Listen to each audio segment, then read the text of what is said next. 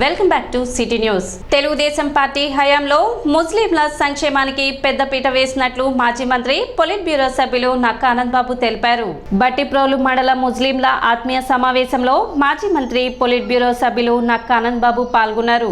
పండుగకు Ramzan తోఫా minority corporation ద్వారా పేద ముస్లింలకు సబ్సిడీ రుణాల మంజూరు చేశామన్నారు. పండుగకు రంజాన్ తోఫా మైనార్టీ కార్పొరేషన్ ద్వారా పేద ముస్లింలకు సబ్సిడీ రుణాల మంజూరు చేశామని తెలిపారు. ప్రతి మండలంలో షాదీ ఖానాలు ఏర్పాటు చేశామని, ప్రతి సంవత్సరం రంజాన్ మాసంలో మసీదుల అభివృద్ధి నిమిత్తం 20,000 రూపాయలు మంజూరు చేయడం జరిగిందని ఆనంద్ బాబు తెలిపారు. షాదీ ముబారక్ పథకం ద్వారా పేద ముస్లింలకు 50,000 రూపాయల ఆర్థిక సహాయం అందించడం జరిగిందని, విదేశీ విద్య పథకం ద్వారా ముస్లిం విద్యార్థులను రాష్ట్ర వ్యాప్తంగా 577 మందికి 10 లక్షల రూపాయల చొప్పున మంజూరు చేసి విదేశాలకు పంపినట్లు తెలిపారు. వేమూరు నియోజకవర్గంలోని 21 మసీదులలో 17 మసీదుల్లో పేష్ ఇమాంకు 5,000 రూపాయలు, మౌసంలకు 3,000 రూపాయలు గౌరవ వేతనం అందించడం జరిగిందని తెలిపారు. బీజేపీతో పొత్తు పెట్టుకున్నామని మీకు ఏమైనా భయాలు ఉన్నాయేమో, తెలుగుదేశం పార్టీ లౌకికవాద పార్టీల ముస్లింల హక్కులకు ఎక్కడా కూడా భంగం కలగకుండా వారి యొక్క మనోభావాలను గౌరవిస్తున్నామని తెలిపారు. 1999 నుండి నేటి వరకు బీజేపీతో పొత్తు పెట్టుకున్న ఎక్కడా కూడా ముస్లింలు హక్కులకు భంగం వాటిల్లలేదని, తెలుగుదేశం పార్టీ ముస్లింలు అభివృద్ధికి తోడ్పాటు అందిస్తుందని, ముస్లింల మనోభావాలను గౌరవిస్తుందని ఆనంద్ బాబు తెలిపారు. కార్యక్రమంలో బట్టిప్రోలు మండల పరిధిలోని ముస్లింలు పాల్గొన్నారు.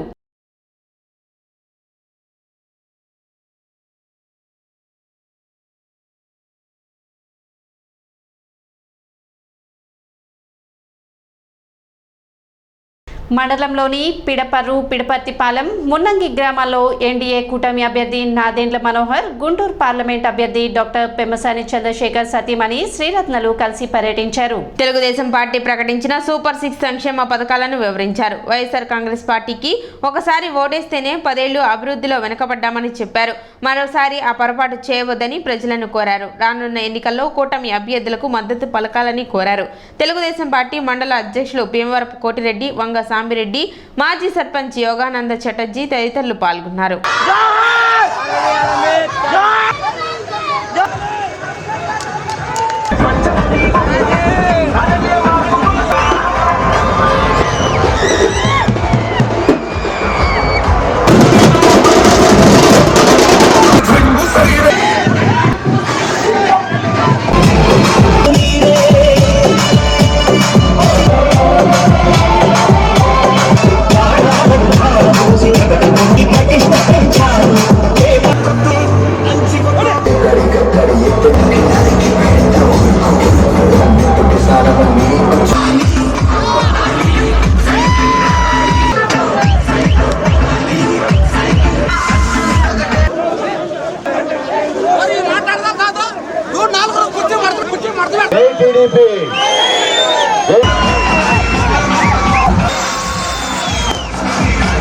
రాష్ట్ర వ్యాప్తంగా కొలిపర మండలం అంటే ఒక స్ఫూర్తినిచ్చే మండలం.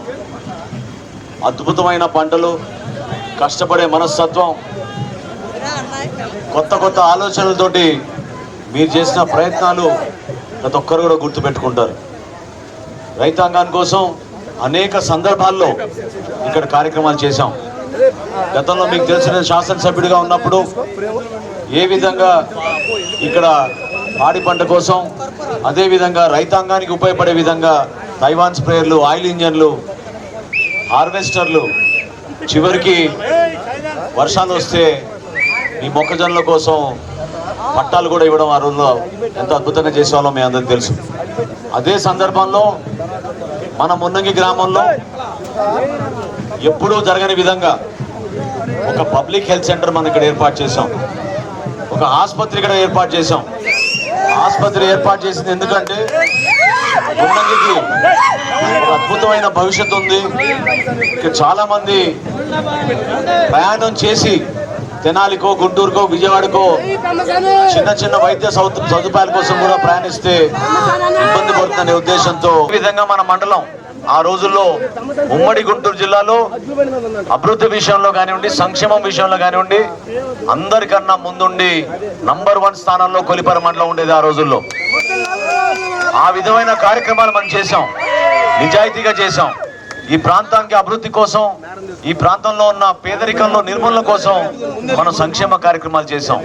ఈ రోజున ఒక ఉమ్మడి అభ్యర్థిగా Telugu Desam party, Janasena party, Bharatiya Janata party కలిసి పోటీ చేస్తున్న సందర్భంలో మిమ్మల్ని అందరినీ మేము కోరేది, దయచేసి మీరు ఆలోచించుకోండి. ఈ 5 సంవత్సరాలు ఏ విధంగా ప్రతి వర్గం నష్టపోయిందో మన రాష్ట్రంలో, ఏ విధంగా రైతాంగం నష్టపోయింది, ఏ విధంగా రైతాంగం ఈ ప్రాంతంలో పంట నష్టం కోసం ఎదురు చూశారు, ఏ విధంగా అధిక వర్షాలు వచ్చినప్పుడు రాష్ట్ర ప్రభుత్వం నుంచి కనీసం అధికారులు కూడా మిమ్మల్ని వచ్చి పరామర్శించలేదో మీ అందరికీ తెలుసు. డిసెంబర్ 24వ తారీఖున ముఖ్యమంత్రి ఇక్కడ చేసిన వాగ్దానం ఏంటి చెప్పండి? మీ ఖాతాల్లోకి నష్టపరిహారం పడిపోతుంది రేపటి రోజునే అన్నాడు. ఇక్కడ ఎవరికైనా పంట నష్టం జరిగిన రైతులకి నష్ట బీమా పథకం వచ్చిందా చెప్పండి? మీకు ఎవరికైనా బీమా పథకం వచ్చిందా ఊర్లో చెప్పండి? మీకు ఒక విషయం చెప్తే మీరు ఆశ్చర్యపోతారు. నరేంద్ర మోడీ గారు బీమా పథకం రైతుల కోసం ఏర్పాటు చేసినప్పుడు రాష్ట్ర ప్రభుత్వం కట్టాల్సిన నిధులు కూడా వీళ్ళు కట్టలేదు. ఆంధ్రప్రదేశ్ రాష్ట్రంలో కేవలం 4 ఎకరాల భూమినే వీళ్ళు బీమా పథకం కింద తీసుకొచ్చారు. అది కూడా కర్నూలు జిల్లాలో. ఎక్కడ కూడా రైతాంగానికి నష్టం జరుగుతుంటే ఈ ప్రభుత్వం ఆదుకోలేదు. అంటే ఇప్పుడున్న ప్రభుత్వంలో మనకి ఏమి అన్యాయం జరుగుతుంది, రాబోయే ప్రభుత్వం ఎంత ఆశాజనకంగా ఉందనేది మనకి బాగా వివరించారు.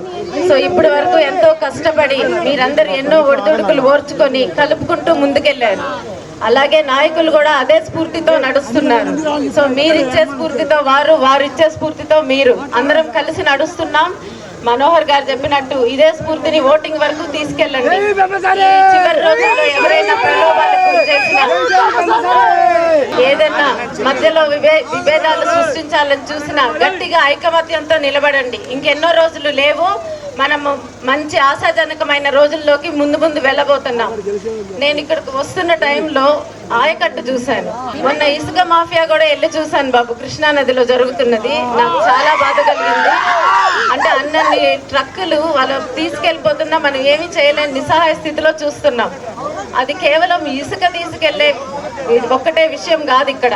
దానివల్ల ఏమవుతుందంటే మనకి కృష్ణా నదికి వరద వచ్చినప్పుడు వరదతో పాటు మళ్ళీ ఇసుక నింపుకుంటుంది. కానీ ఇప్పుడు ఇసుక తీసేయడం వల్ల నీరు ఆయకట్టు కాదు కదా, దాని దగ్గరకు కూడా రావటం లేదు. అంటే పొలాలు తడిసే సంగతి వేరు, ఆ నీరు ఎంత 3 లక్షల క్యూసెక్ నీరు వచ్చినా కూడా ఇదివరకు వచ్చే వరద ఇప్పుడు 10 లక్షల క్యూసెక్ నీరు వచ్చినా రావటం లేదు. అది జరగడం వల్ల మన పంట పొలాలు ఎంతో నష్టపోతాయి. సో ఇవన్నీ మీరు చాలా వివరంగా ఆలోచించి మిగతా ఉన్న వాళ్ళకు కూడా తెలియజేయాలని అభ్యర్థిస్తూ, మన ఓటింగ్ వెళ్లే వరకు ఎవరు ఎక్కువ ధీమాగా మనమే గెలిచిపోతామనే ఉండొద్దండి. ఇండియా కూటమి గుంటూరు పార్లమెంట్ అభ్యర్థి జంగాల అజయ్ కుమార్ తెనాలిలో ఎన్నికల ప్రచారం నిర్వహించారు. ఈ సందర్భంగా పట్టణ స్వరాజ్ సెంటర్ నుండి గాంధీ చౌక్ మీదుగా మార్కెట్ సెంటర్ వరకు ప్రచార ర్యాలీ నిర్వహించారు. ఈ సందర్భంగా ఆయన మాట్లాడుతూ మత సామరస్యాన్ని కాపాడాలన్నా, దేశ సంపదను రక్షించాలన్నా ఇండియా కూటమిని గెలిపించాలన్నారు. అదేవిధంగా తెనాలిలో ఇండియా కూటమి అభ్యర్థిని గెలిపించాలన్నారు. కార్యక్రమంలో సిపిఐ పార్టీ రాష్ట్ర సహాయ కార్యదర్శి ముప్పాల నాగేశ్వరరావు, గుంటూరు జిల్లా కాంగ్రెస్ పార్టీ అధ్యక్షులు లింగంశెట్టి ఈశ్వరరావు, తెనాలి నియోజకవర్గ సిపిఐ పార్టీ కార్యదర్శి చెరుకుమల్లి సింగారావు, తెనాలి పట్టణ సిపిఐ పార్టీ కార్యదర్శి మద్దినేని కిరణ్ బాబు, సిపిఐ ఎంఎల్ పార్టీ అభ్యర్థి సావల గోపాల్, సిపిఐ ఎంఎల్ పార్టీ నాయకులు రామ్దేవ్, లోకం భాస్కరరావు, ఏఎస్ఎఫ్ జిల్లా అధ్యక్షుడు పాసి వెంకటేష్, పార్టీ నాయకులు, కార్యకర్తలు తదితరులు పాల్గొన్నారు. నక్షత్రం గుర్తుపై పోటీ చేస్తున్నటువంటి సిపిఎం అభ్యర్థులు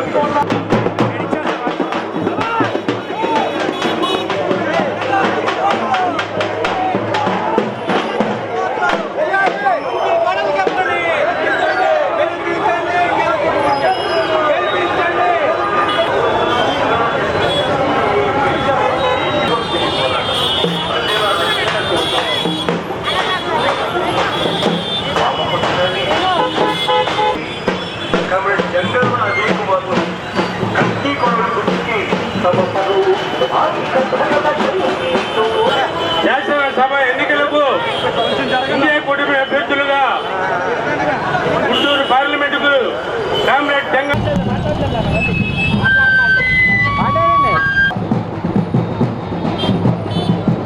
ఇండియా కూటమి అభ్యర్థులను వామపక్ష సిపిఐ సిపిఎం దేశంలో ఆమ్ ఆద్మీ పార్టీ అన్ని పార్టీలు కలిసి సోనియా గాంధీ గారి నేతృత్వంలో ఇండియా కూటమి పార్టీ ఏర్పాటు చేసే మనందరూ తెలుసు.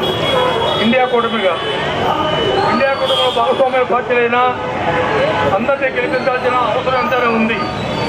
మోడీ ప్రధానమంత్రిగా స్వీకరించిన గారికి అందరూ తెలుసు. ఆర్థిక వ్యవస్థ కుప్పకూల్చాడు. నోట్ల రద్దు, జిఎస్టీ పెంపు, వ్యాపారస్తుల మీద పన్ను పెంచాడు. కామన్ మ్యాన్ కావాల్సిన కార్యక్రమాన్ని చేయకుండా ఆ విధంగా నోట్లు రద్దు చేశాడు. నోట్లు రద్దు జరిగిన కార్యక్రమంలో అనేక మంది బ్యాంకుల దగ్గరికి వెళ్ళి కుప్పకూలి ప్రాణాలు కూడా కోల్పోయిన విషయం మనందరూ తెలుసు. ఆ విధంగా ఆర్థిక వ్యవస్థను కుప్పకూల్చి ఇవాళ కాంగ్రెస్ పార్టీ హయాంలో అనేక ఫ్యాక్టరీలు జాతీయం చేశాం. జాతీయ సంపదగా ప్రభుత్వం ఏర్పాటు చేసి వాటన్నింటినీ ప్రజలకు అంకితం చేశాం. జాతీయ సంపద జాతీయం చేశాం. కాపాడింది కాంగ్రెస్ పార్టీ. ఇవాళ ప్రశ్నామూలంగా పాడి పంటలతో ఈ డెల్టా ఉందంటే దానికి కాంగ్రెస్ పార్టీ రాజశేఖర్ గారి నాయకత్వం అని మీ అందరికీ మనం చేస్తున్నాం. బ్రహ్మస్వామి చంద్రశేఖర్ కోటేసిన నరేంద్ర మోడీ కోటేసినట్టే, ఇక్కడ కిలార్ రోచి కోటేసిన నరేంద్ర మోడీ కోటేసినట్టే. నరేంద్ర మోడీ ఎందుకంత భయంకరుడంటే ఈ దేశంలో ఆకలి చావులు పెరగటానికి కారణం నరేంద్ర మోడీ. ఈ దేశంలో పెట్రోల్ డీజిల్ వంట గ్యాస్ ధరలు పెరగటానికి కారణం నరేంద్ర మోడీ. ఈ దేశంలో కార్పొరేట్ శక్తులు విజృంభించి పారిశ్రామిక రంగాన్ని ధ్వంసం చేసి ఆ పారిశ్రామిక రంగాన్ని ధ్వంసం చేసిన తర్వాత దేశంలో ఉన్నటువంటి 40 లేబర్ చట్టాలను రద్దు చేసి ఉరితాడు లాంటి 4 లేబర్ కోడ్లు తెచ్చి కార్మికులకి ఉరితాడు వేలాడేటట్టుగా చేసినటువంటి దుర్మార్గుడు నరేంద్ర మోడీ.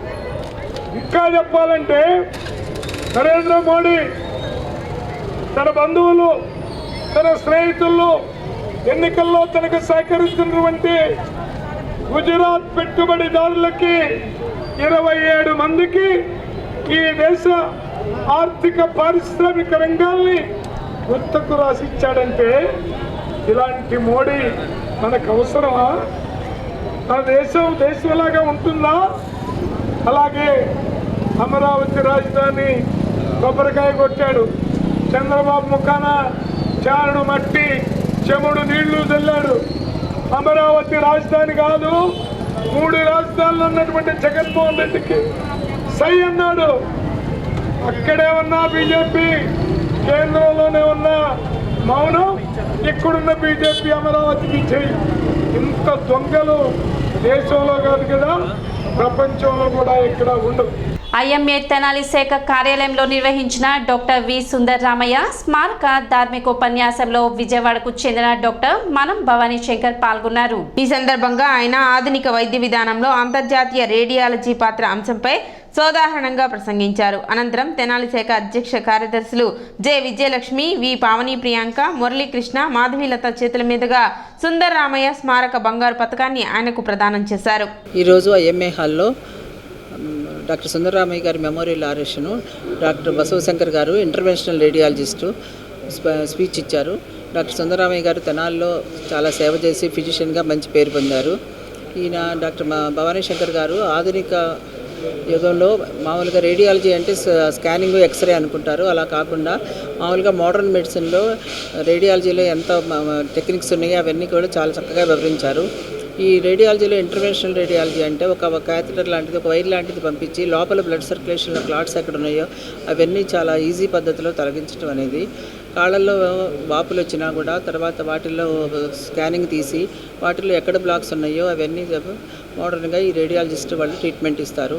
సిటీ న్యూస్ ముగించే ముందు ముఖ్యాంశాలు మరోసారి.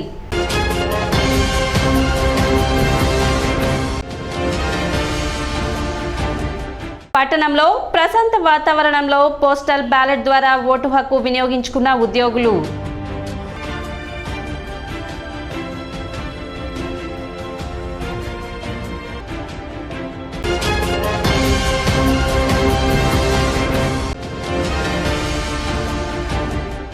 వైసీపీ తెచ్చిన ల్యాండ్ టైటిలింగ్ యాక్ట్ చట్టాన్ని వ్యతిరేకిస్తూ తహసీల్దార్ కార్యాలయంలో వినతి పత్రం అందజేసిన పట్టణ టీడీపీ నేతలు.